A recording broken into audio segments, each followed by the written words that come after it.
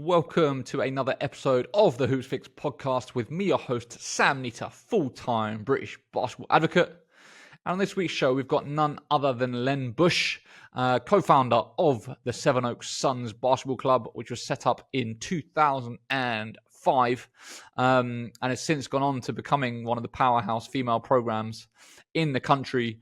And of course, as you will know, if you're embedded in the British basketball scene, unfortunately pulled out of the WBBL heading into this season after, previous years of a lot of his success. I think 9 titles, a historic three-peat playoff championship run, as well as various other records. And I thought it'd be really interesting to get him on to kind of discuss why they have decided to make that decision to withdraw, the realities of running a WBBL club in the UK, the financials that go into it, the work that has to go in behind the scenes, the models that potentially can and can't work, and why the Suns have kind of ended up in the situation they're in today. They still have a thriving junior program with over 300 members. So we discussed that, and we discussed Len's background, and how he ended up in the UK and kind of first setting up the club all those years ago. So yeah, really interesting conversation, and hopefully it will be the first of many that I'll be having over the coming season as we ramp up the podcast again. Before we get into the show, as always, got to give a shout out for our Patreon account. If you like what we're doing, if you want to support what we're doing, please go and check out our Patreon at patreon.com/hoopsfix. There you can sign up to give us a monthly or annual contribution, or as much or as little as you'd like, to help us do the work that we're doing. These things don't make a lot of money, so we come directly to your audience to see whether or not, for the price of a cup of coffee, you can make a small contribution to help continue to fund the work that we're doing. Anyway, that is enough for me. Please check out the show. I'd love to hear your feedback. As always, you can reach out to me on every single social media platform at Hoopsfix. If you want some one-on-one interaction, you can drop me an email privately to sam@hoopsfix.com. I reply to every single one. And here's this week's show with me and Len Busch.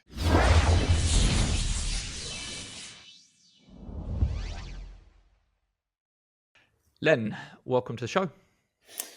Happy to be here. Excited. Yes, so am I. There is, as we've just been discussing, a lot to talk about.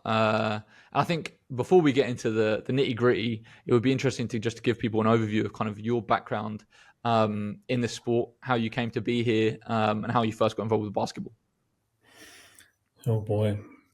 Well, it was about 7 years after graduating from university in the US. I had run a small business for that time and then sold that and was looking for something else to do and wasn't really sure, and then saw an ad that New York City schools were desperate for teachers. I thought about coaching and teaching, and applied and got a job in a New York City high school teaching social studies, and got a job coaching. They had a basketball job. Started with JV boys. It was a big inner city high school in Queens, 3,000 kids. And did JV for a couple of years, then coached the girls for a few years, and then coached the boys for 5 years. And the program was going pretty well. I was enjoying it. The school was an adventure in itself. I could write a book just about my experiences in the school. There was a great team of teachers there. And then the principal retired, and a lot of the teachers left, and the whole tone of the school changed. And, it was just a bit of, took a wrong turn. So I was going to keep coaching and took a leave from teaching. And right about that time, my wife got an opportunity in London. And, I always joke that some of my former players were due to be released from prison then, so I probably should go. But, it's only half a joke. And we came to London, and, I played a lot of golf for a couple of years and hung out with the kids. And then I said I was much too young to be doing this every day. And I got back into coaching. Sevenoaks was, there was a camp.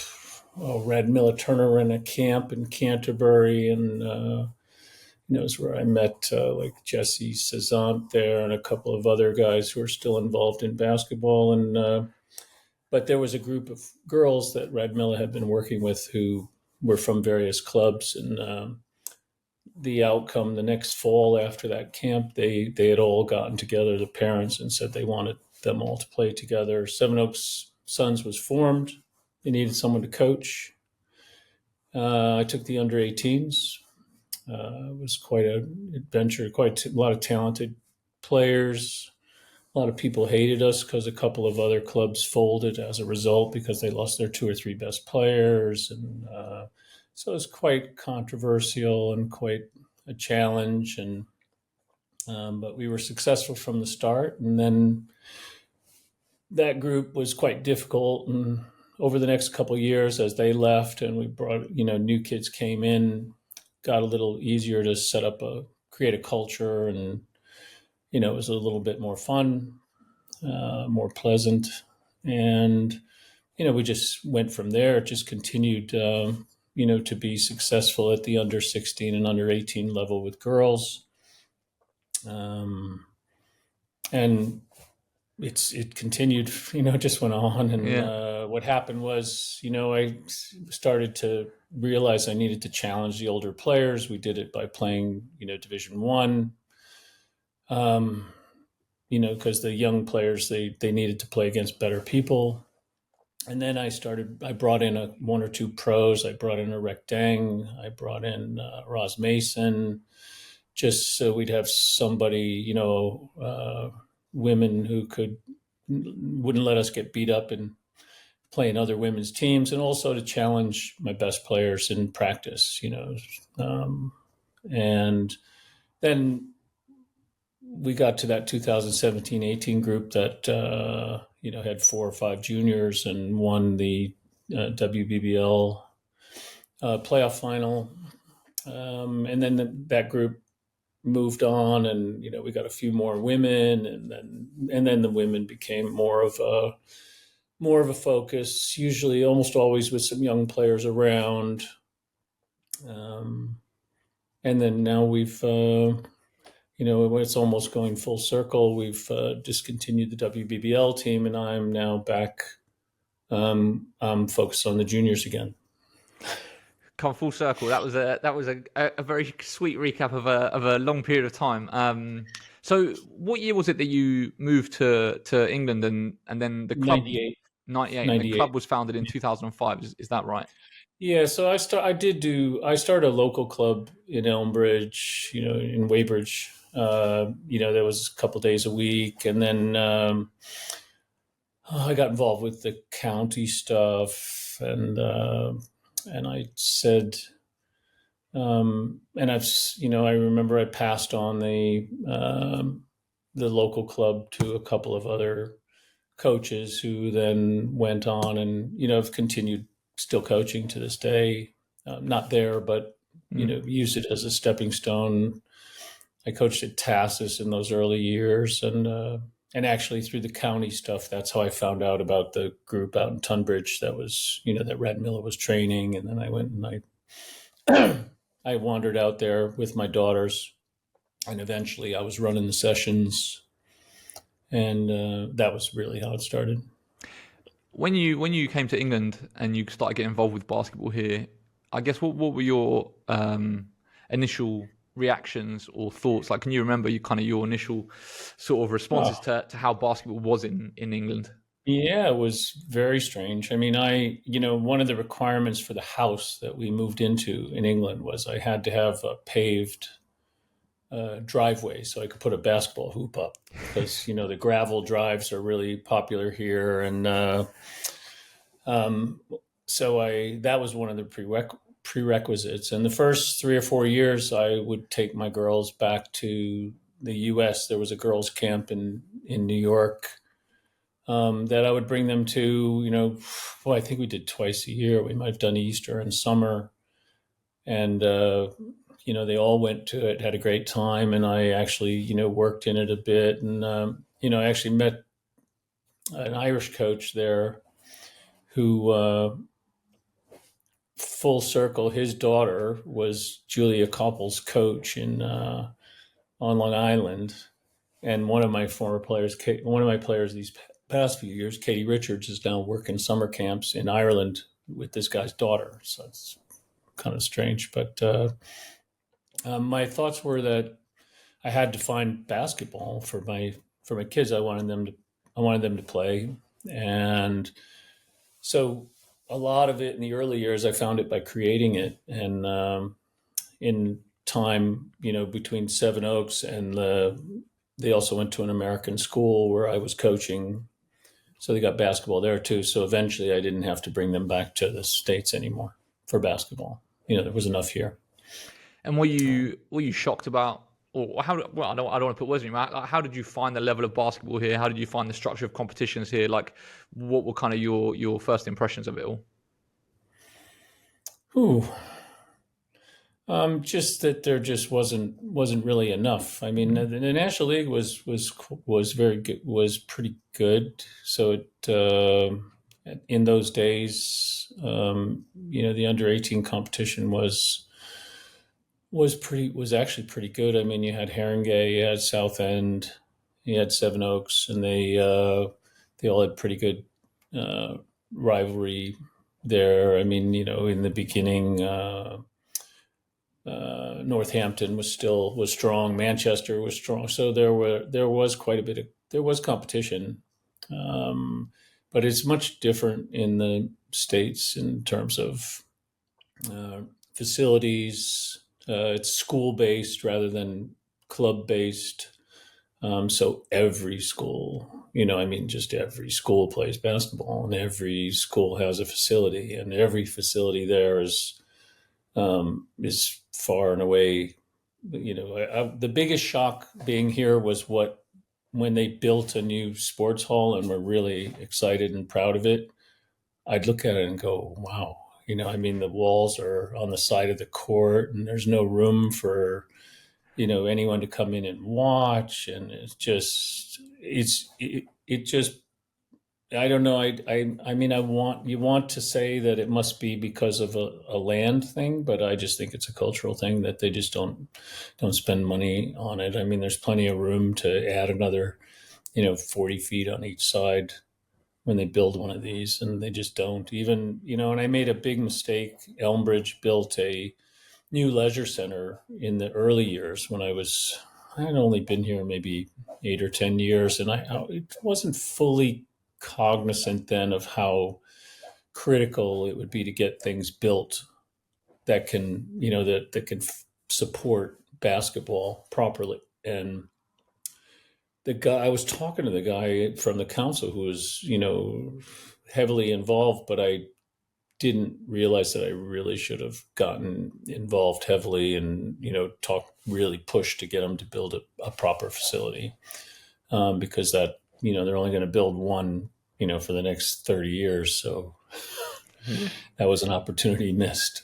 Yeah, 100%. I definitely feel like it's a cultural thing. Like, we just don't have that culture of, especially with amateur sports, grassroots sports, of spectators. It always shocked me the first time I went to the States, driving around and seeing, whether it's a baseball pitch or a basketball court, how many, well, there was always just seats. There was always space for spectators to watch. Whereas, in England, outside of your professional football clubs, even grassroots level football, rugby, there's you go past those pitches, there are not seats for people to come and watch. And that obviously then makes it, I think that feeds into the amateurism we have and the lack of professionalism, because you're not even trying to build an experience made for spectators where you can then ticket an event and get revenue from that. Because like you said, there is the space. There's just not the actual thinking of, let's make this happen. So when you set up the club, was there the ambition to grow it into, kind of what it is today and as big as it is today, and trying to have a professional sort of top end as well? Or was it really just, I want to provide an opportunity for these girls? That was never the aim. And I think the the girls teams were very, very successful, but the model that we used was completely unsustainable. In those days we were playing under, we would play kids across all the age groups. So, and it was a effective model for developing excellence, because if you had a 13-year-old who, they were playing against an under 14 team that they were going to win by 80 or 90 points, there's really no point in playing that girl on that team. So she could play under 16s, and possibly our under 18s might be, we were so good and we'd play some team that was just beginning and that team could win by 100 points. So we could even play an under 14, play several of them in that game. And that would be good for them. And we wouldn't waste the time of our top players playing in that game. And that model worked really well. But when you think of the costs of running each of those teams, instead of spreading it across 12 under 14s, 12 under 16s, 12 under 18s, we really had maybe, 8 under 14s. We had 8 under 6, and 8 under, and we just moved the players up and down to the best of their benefit, but we never covered the costs. So every year there was a 10 to 20,000 pound deficit, which went on for quite some time. And then once we started the And how was that being covered, just out of your pocket? it was my pocket. It was our chairman's pocket. I think most of those years that was covered by, it was unbeknownst to me that there was this deficit, because I never concerned myself with the costs. I just, I went and coached, all these teams every weekend. I'd coach 3-4 games and I trained them all. And so I think it was our chairman who was covering it. And I didn't even know about it until it had gone on for 8 or 10 years. And then when I started running the women's program and got more focused on that, then the club did a whole reorganization. We've got to become sustainable. So we had a coach on the boys' side who is now in charge of development and that side. And I want to say we have 300 kids registered, and that we have, development teams, we have National League teams, we have, the boys' side is more than sustainable. It's actually producing enough revenue that we can hire coaches. I think we have 8 coaches. And the girls' side, we've done the same. We've turned it around so the costs, they now cover their costs. And it's just taken a long time. So but it's, I think it's getting there. So we achieved excellence, but it wasn't done sustainably. And if we had 12 under 14s and 12 under 16s and 12 under 18s, we would never have, sent 25 kids to the States on scholarships or, achieved the level of excellence that we did, because we needed to be able to move those kids around. How do you think junior basketball has changed since the time when you were playing younger players up and across different generations? Well, we're not allowed to do it anymore. Genius that we had as a performance director a few years back, she'll remain nameless, pushed through that, players could only play in 2 age groups. Players also could only, that you can only go up so far, so many years above your age. I was so against it and so upset when they did it, because it's, you're just, because of the, some coaches may have abused players by playing them too many games, or, trying to win at every level, so running them up and down. But that was never what we were about. It was always what's the best thing for the player. And if you had I have a 13-year-old girl who, between our under 14s and our under 16s, she's the strongest player in the whole club. And we played an under 14 team. They had licensing issues, so it became a friendly this weekend. So we went and played the game, and our under 14s are actually quite strong, but they're really good kids. And this team showed up. We decided we played anyway as a friendly, So they had 6 girls, and 3 of them, it was the first game they'd ever played, and one was, probably 7. And so I immediately suggested that we just, either have a practice or split them up, and the girl, she wanted to play 1 quarter, so we played 1 quarter, and then we changed to a 5-on-5-on-5. She said her girls wanted to play together, and my girls, because we have a culture of being kind and olders helping youngers, they were pretty nice to them, and they had a good time, and it was fun. But it's I think the point is that the disparity across, especially in the girls' game, from across clubs is, you need to be very careful with it and manage it really well. Because we could drive, those girls could get driven out of basketball if they're, they go out and it's, 200-0, or some, it's just needs. It's the girls' side is different than the boys' side, I think, in that regard. Yeah, I was going to say that. We all know that basketball has its challenges in England, in the UK. But then when I look deep into the girls' side of the game, those challenges are exacerbated massively, and it almost needs a whole dedicated strategy to try to solve the issues. What would you say are the biggest challenges for girls basketball in England? Boy, that's a tricky one. Well, I think that even in my own club, 6 months ago, I went to our chairman and the board, and I've said, we are not going to have a viable girls section, girls side, unless the club starts putting as much effort into developing that as they have the boys side. So developing the boys side, we've done really well, and it's a great achievement. But it's easier. It's just easier. It's just parents push their boys into sports, and they've got to find somewhere to go, and they're not all going to be good at football. And whereas girls, if you took 10 girls at random, you'd have 2 or 3 that their, father, went out and played sports with them, kicked the ball with them or played catch with them or that. And, you'll have 5 or 6, that at the age of 12, they've barely done anything physical. And so you have to work a little harder to get those girls earlier and get them playing sports and realizing that they can be athletes and they can have fun in a game.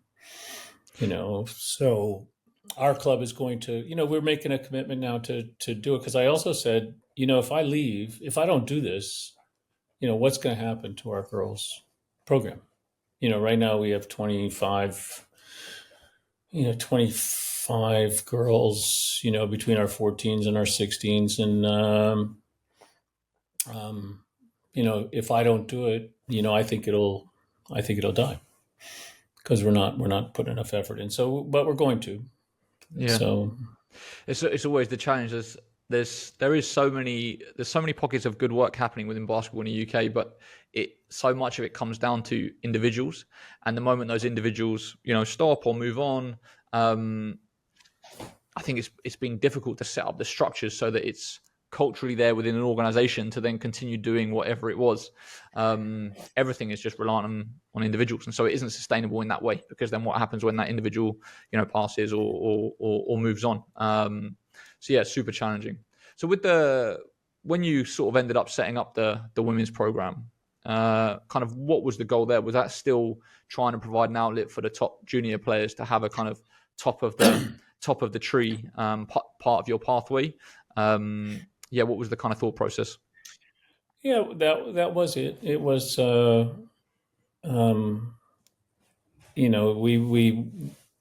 I remember when we started the WBBL, the clubs had gotten together and they wanted to push, the level in Division One. We wanted to push it, up a notch, take a little more control of it. Um, from our perspective in the club, it was to, provide the best opportunity for the best young players. I have to say that it was also had the dual purposes. I wanted to be challenged professionally as well. So, I mean, I knew I could develop, kids, and I knew I could coach, under 16s, under 18s. But I wanted another challenge as well. So continuing to develop that team, and getting it to a higher level was also part of my own professional challenge. And then the model, the financial model to make that work from the start. Obviously, we know, as you've kind of mentioned, that you've ended up withdrawing the WBBL side. Whether or not that's the permanent thing or temporary thing just for this season to then get restarted. I guess we'll see. But like when you initially started, kind of how did you see that being financed? How did you see the WBBL club working? Well, I basically paid, it cost me more and more money by stealth, year by year, more than I ever imagined. I could still remember, swallowing real hard before paying a rec dang, a couple £100. I didn't even know what I paid her. It was like it wasn't a lot of money, but I was going, oh. And then same with Roz Mason. The first couple, I'm going, oh, I'm actually going to pay money for this, and and it got to I got to a point where we're paying quite a bit of money for players, and for the cost just grew. I think the plan was that it would become, we would get support, we would get sponsorship. We would develop means, of getting people to games and get ticket revenue. And this past, we had, lots of, there was a lot of publicity. People knew who we were. We were very successful. The women were fantastic. We played, I thought we played, we were doing a good job. And, it was a great thing what we had, but there was no. It just hit me this past spring. There was a lot of work this past year. I was doing all kinds of things off the court to keep the club going, and I think 90% of what I was doing was off the court as opposed to coaching, and it was getting more expensive.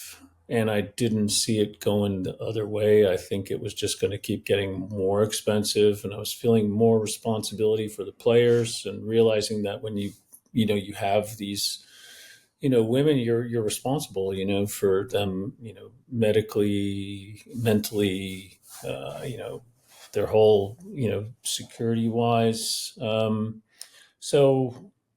It just hit me that there was no progress on revenue, like nothing had changed. And I said, this is just crazy. Like, I can't afford it anymore. It's not fair to my family. And it just hit me clear as day that, I had to stop.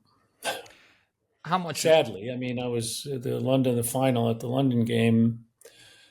I sat on a bench when the game ended, and it was the playoff semifinal against London, and it was just hugely emotional and very sad, very sad. I mean, we had with the girls in the changing room afterwards. It was very heartfelt, and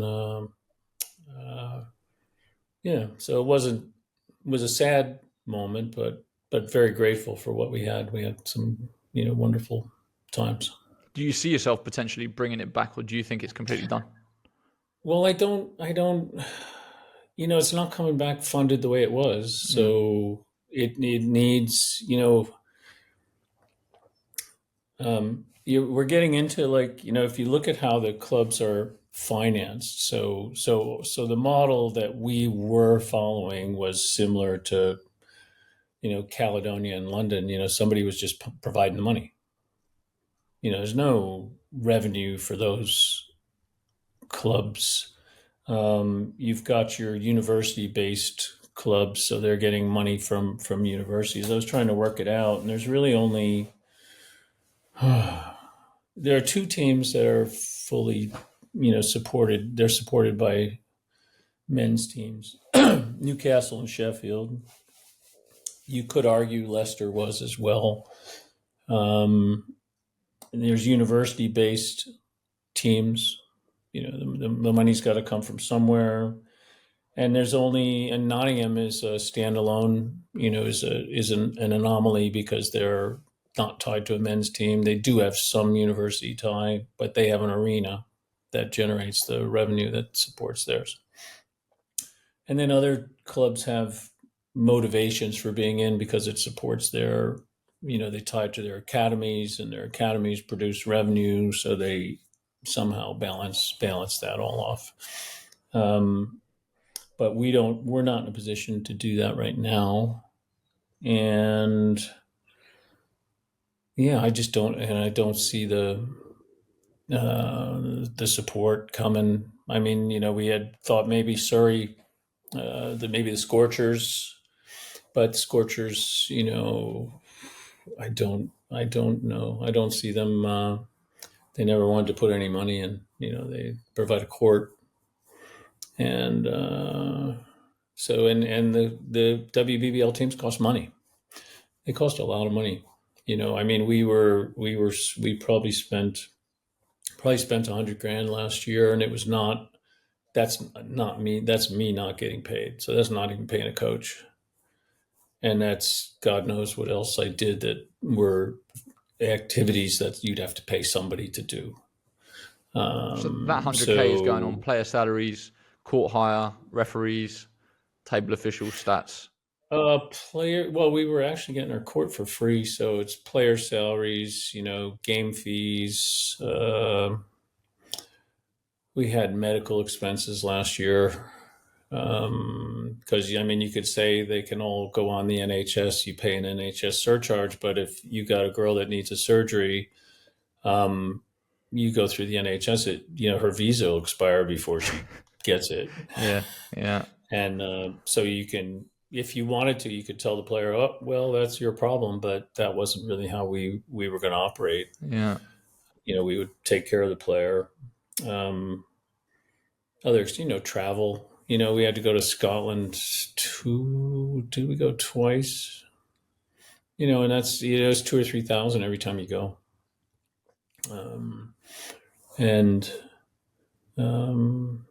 So it adds up. It adds up.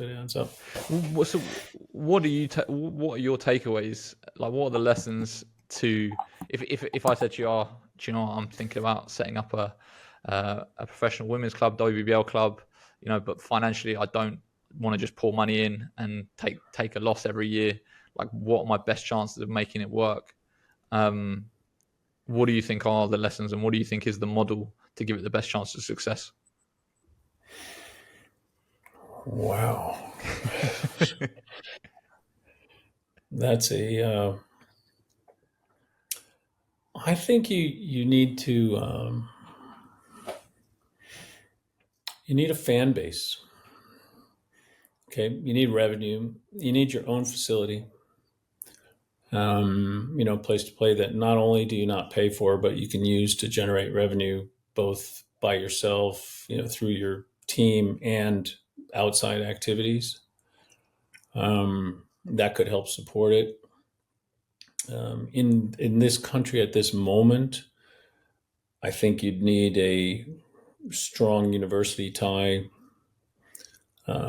or a strong, an academy that produces revenue, and you could tie it to that. My dream was, I felt like in Europe, there are a lot of women's, I really don't know the details of how they finance, but a lot of the women's teams in Europe are the biggest game in town. So they actually get fan support, and they're not tied necessarily to a men's team. But I'm I'm not sure if that is even I used to think, oh, well, we're in Sevenoaks, we could have been, the center of the town, the biggest thing they ever had, but there wasn't anywhere suitable to play in Sevenoaks. Yeah, you'd think with because you've also got you've got 300 kids playing in the junior club, you'd also think surely that would translate to having a fan base for the seniors that they would come and support the.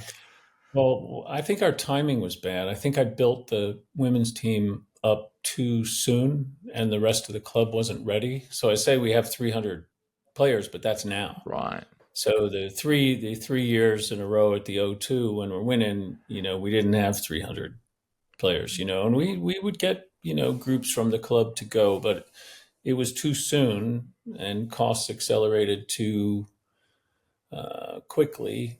And it just, I couldn't do it another 5 years, because I think that might be what it would take. So, there was a move to get an arena in Swanley. We were, moving along. I remember seeing some 3D renders, I think, of a venue that you were potentially looking at getting done. And then the council changes over, the people who were supporting it are replaced by somebody else and they have a different agenda and, it all falls apart. And, if you look at Leicester, building their arena, I mean, they were trying to build an arena, I want to say for 30 years. I'm not sure it's exactly 30, but I know it was a long time they were trying and had lots of starts and stops and, before they finally got it. So, it's not an easy process. And, I don't know how long Paul was working up in Newcastle to get it done as well. That's another viable model, his of building up a huge base of community basketball, not really, trying to build the junior team that wins championship, but he had numbers, and, just hundreds, if not thousands of kids, coming to pay and play sessions. And I believe that was a lot of the model. So that might be the answer. I suppose it's, when I had my business in New York, I remember I was like working like crazy and it was a futon company. And I would go up to this, I'd gotten in trouble by building it too fast and, lost a bunch of money when I didn't really have any money. And these two guys up in Worcester, Mass, two old guys sitting in a factory, and they were selling me cotton. They let me stay in business basically by providing me some credit. And every time I go see them, they'd say, "How you doing?" I say, "I'm doing great. I'm selling here, selling there. I'm running around." And he just looked at me and goes, "Len, tell me, are you making money?"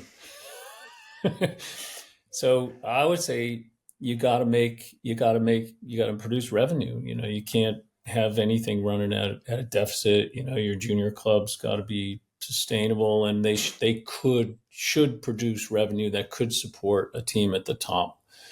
And then you need help getting sponsors and people into games. And I mean, I don't understand, I don't think it's that difficult, but somebody's got to do the asking. Somebody's got to get out and find it. So in other words, I wanted to coach.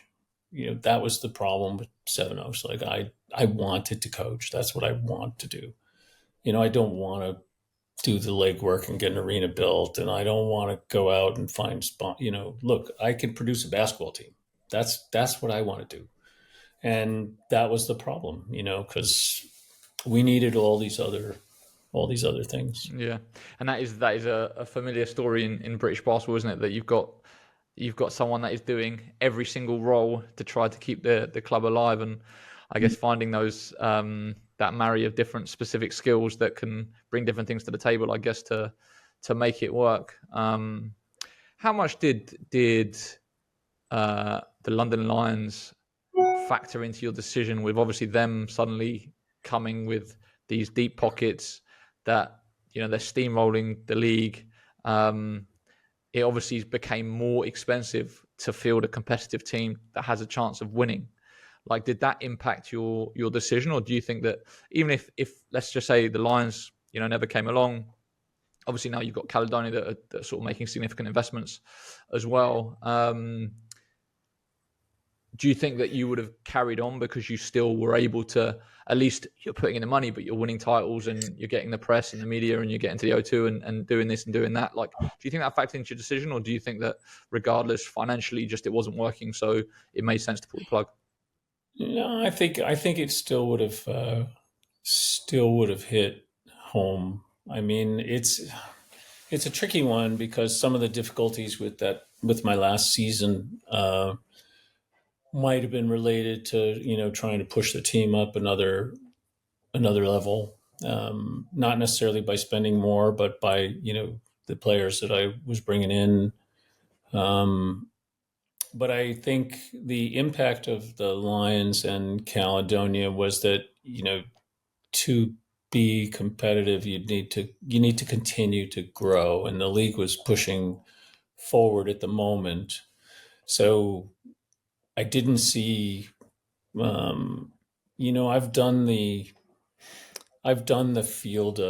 field an okay or a weak team, and just try and survive, and be competitive. I was looking through the records. When we first started playing women's basketball, we were in Division One. We had the 1-19 season one year, and we were 5-13, and then 8-8, and that's a whole different. I mean, I've done it. I could do it, but it's not. It's not. So I don't know if Lions and Caledonia they exacerbated it because it felt like it was going to become more expensive, even just to field an okay team. And with the league pushing for viable business plans, I looked at ours and it wasn't viable. It was like, if you ask me how I'm going to fund the team for the next 3 years, I'd go, well, I have no idea what I'm going to do next year. I don't know where it's so that I think that was in the back of my head as well, because they wanted, let's see your business plan, 3 years, 5 years. And, well, there's no way that I'm funding this for 5 years and there's no sign of anything else happening. So that was part of it as well. Did you? And the Lions, I think they must be spending $2 million on the women. You think it's that much? Well, I mean, if you think about how much it costs every time you go, fly 18 people off to a game, and you look at the caliber of players, that the youth, Sheridan Green, Timmy Fegbenley, Megan Gustafson, those players. Like, if you have an idea of salaries in Europe, I think it's pretty easy, and they're paying the staff, the coaches, renting the copper box for games. Yeah, adds up quick. I think it adds up. I mean, that's just off the top of my head, but I could be wrong. But it's even Holly must be getting paid pretty well, I would imagine. So, yeah, I think it's something crazy, and part of me is going, geez, give me 200. Give me 200. I'll compete. Yeah. Do you feel, when you sort of looking at it now as a spectator, as opposed to being involved in that way, do you feel like it's moving in the right direction, or do you think it's making progress, or do you think it's it's essentially, you've got London Lions doing what London Lions are doing, Caledonia doing what they're doing, but on the whole, it's still a very challenging business model, and it's still women's side is, I'm a little nervous about this season, to be honest. I'm concerned about the disparity between the top 2 or 3 and the rest of the league.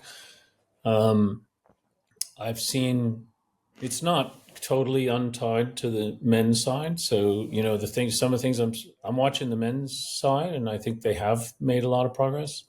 Um, what I'm watching is better than what I've watched previous years.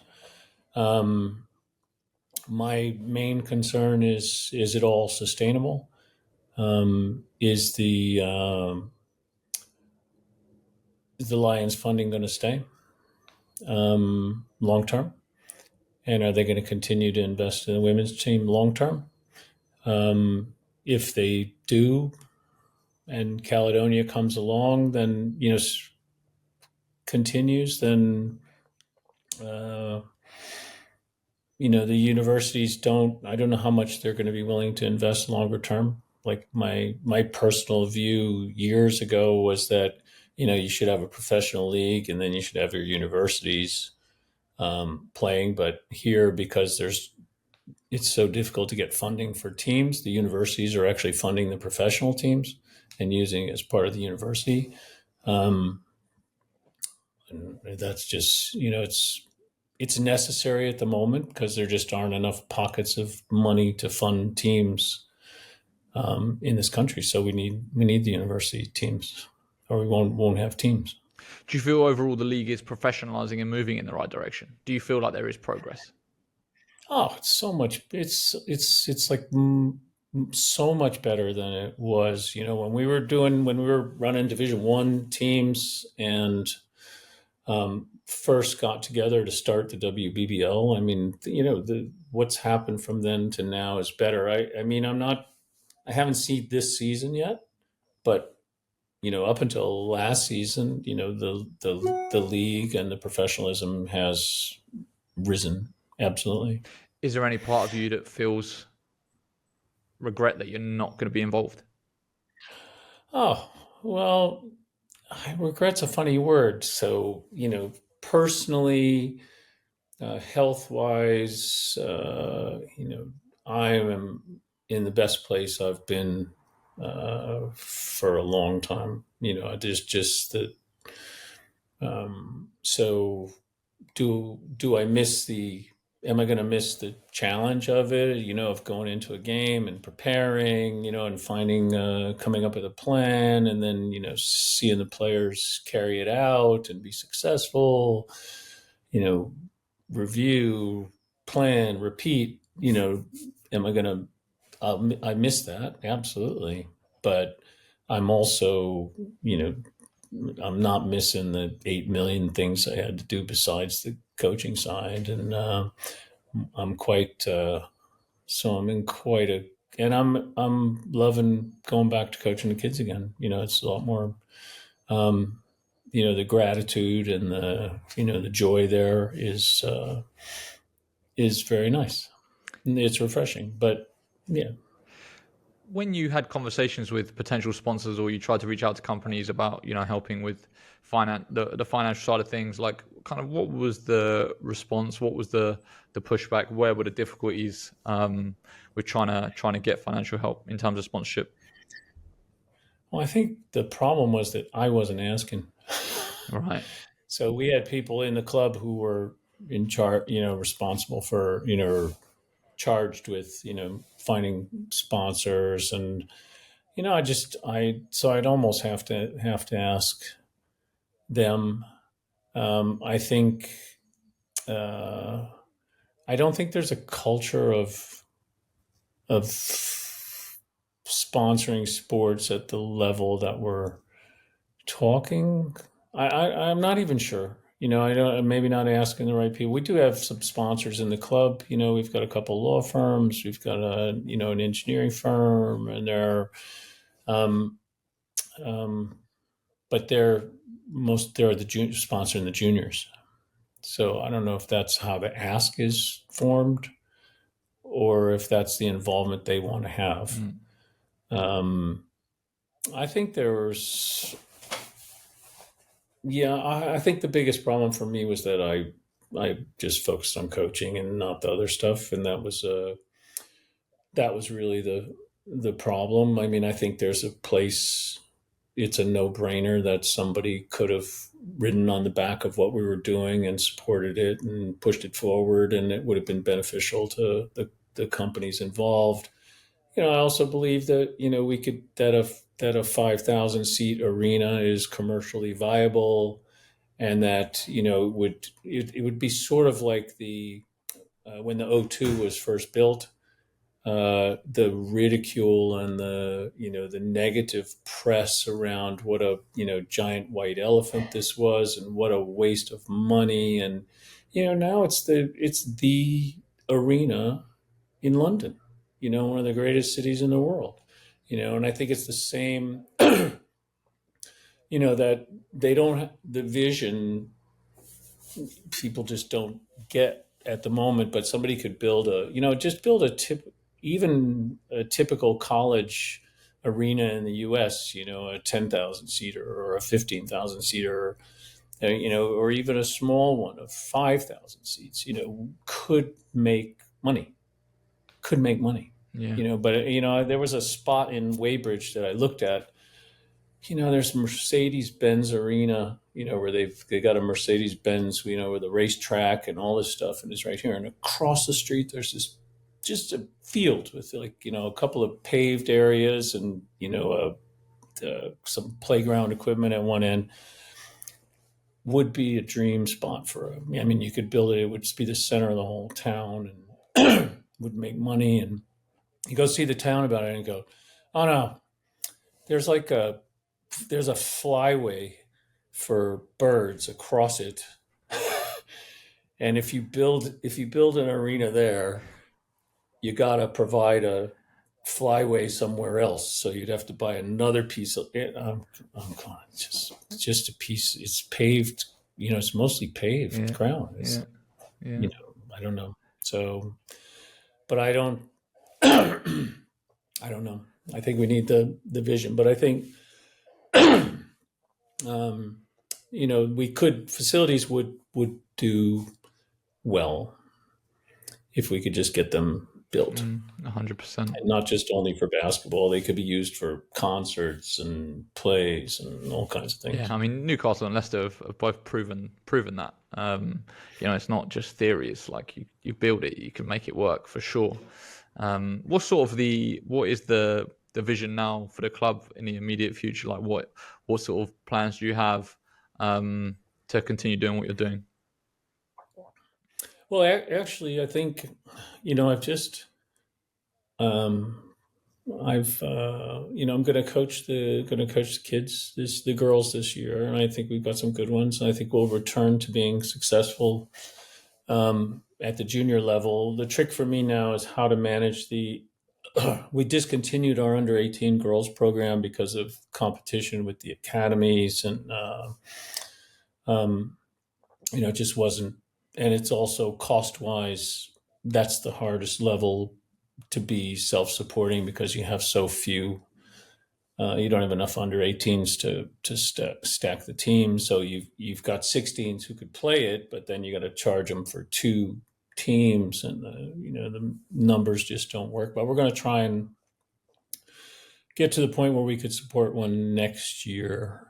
And then there's this plans with Knoll Academy, talk about getting an academy set up there, and some facilities built, starting with outdoors, and hopefully. But once again, we've got talks about indoor facilities, but there's planning issues.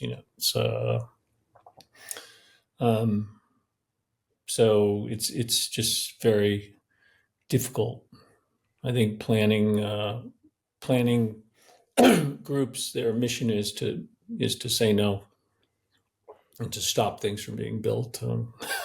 Yeah, that's exactly it. We've been trying to do a court renovation project I will leave the borough, mate. I will not name the borough in London, but just feels like they have no intention of trying to help to make it happen. It's just being disparaging and doing everything they can to not make it happen. And it's just like, I just don't understand the mentality around it. It's very challenging. One thing I just wanted to touch on there is that the under 18 age group, why Why is that such a challenging age group, especially for girls? Is that just because there's a sort of massive dropout around that age of girls starting to think about their careers and what else they're going to be doing and getting more serious about, I guess, growing up and choosing, I guess, career pathways that then necessarily make it harder to play basketball? Like, why do you think there is the struggle with the under 18s? I think all those things that you just mentioned. So I think the pool of players at the age group gets smaller.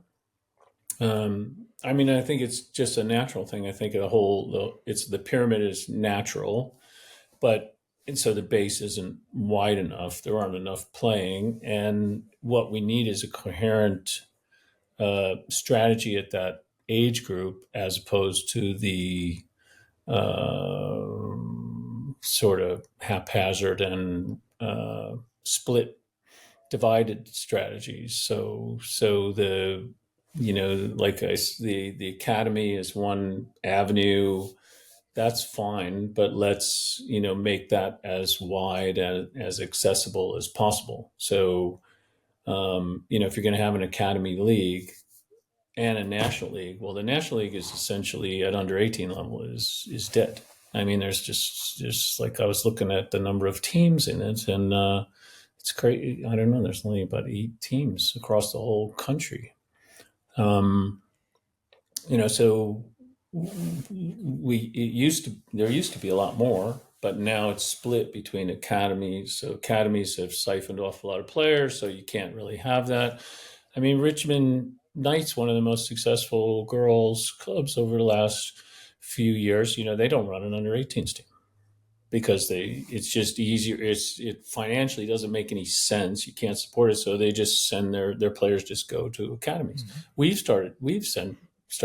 send players to academies, but we could have kept, so we can't run it, but we're going to try, but we'll have an academy, that will support the National League team. But I don't know. Maybe the answer is that the academy league shouldn't be so exclusive, because you've got England basketball narrowing down who can have an academy and limiting the numbers.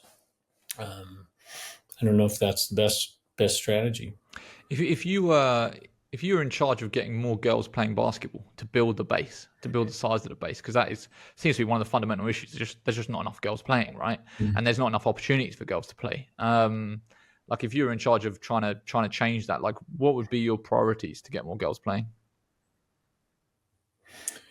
Boy, quality of coaching, and opportunities to get on the court and play. So when I see, beginning groups of girls playing, I just get this. I want to go out there, and I want to convince them of what they can do, and what they're capable of, and how fun it can be. And then I'd want to take some of the best. I'd want to bring people like Renee, my daughter, or some of the other players who've gone through playing basketball and made a career out of it, and get them in as role models. I don't think they see enough role models. There's a million things. I mean, we had a group before COVID. We had a Friday night session, that had about 35, under 12s, and it was just a fun session. We had a lot of coaches working it, and unfortunately, COVID, killed that, and we had to essentially start over afterwards. So yeah, it's opportunities, and it's quality of coaching, and it's really nurturing them. Making sure it's fun, and that players are supportive of each other. We did a really nice. I'm very proud of the girls that are at Sevenoaks right now, and how they are just kind. We don't let the stronger ones crush the weaker ones. No, if you're going to crush somebody your own size. You can fight then. And then so it's I think that sort of culture is necessary to start. and then when you get a commitment, then you can start to push them a bit and make them more competitive. But initially, it's got to be about socialization, having fun. This is a great game. So I think it might get too competitive sometimes too soon for the girls. Gotcha. I'm aware of time, so I want to fire some quick fire questions at you before we wrap up. Starting with your favorite memory with the WBBL club.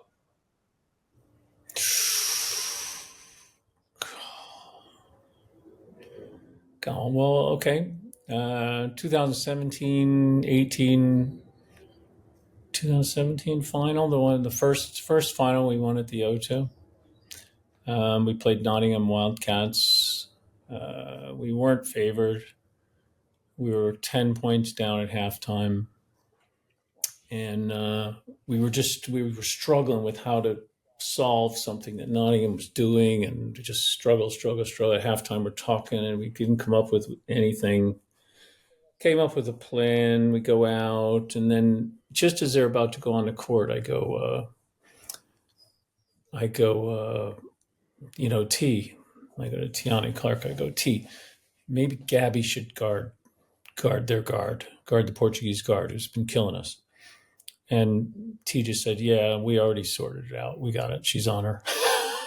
So the reason that flashed into mind is just that was the symbolic of the kind of teams we had when we were successful, that the players, could solve problems and would solve them.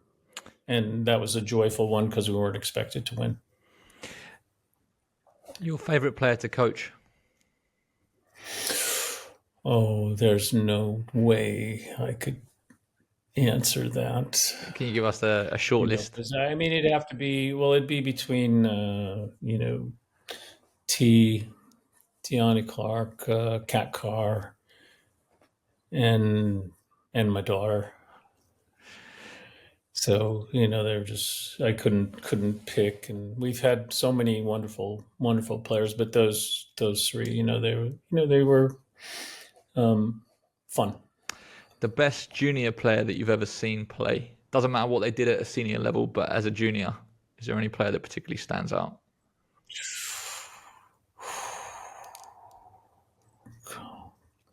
Could I say a tie? Yeah. Sheridan Green and Gabby Nicotinini.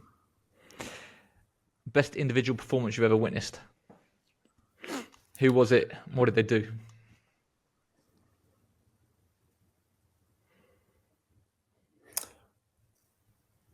There's probably some that I'm forgetting, but the under 18 England under 18s 2012 semifinal game against Portugal to get promotion to the A division. Sheridan Green, 10 points, 10 rebounds, and a big steal in the last minute, going the length for a layup. I think that just sprung to mind. Great. Perfect. Cool. We're bang on an hour. I know there was so much stuff that I wanted to get to that we didn't even get a chance to touch upon. So I think it'd be worth doing a part 2 at some point. But thank you so much for taking the time. It's much appreciated. And I wish you all the best for everything you're doing this season. Thanks, Sam. It's been a pleasure. And I would love to do it again.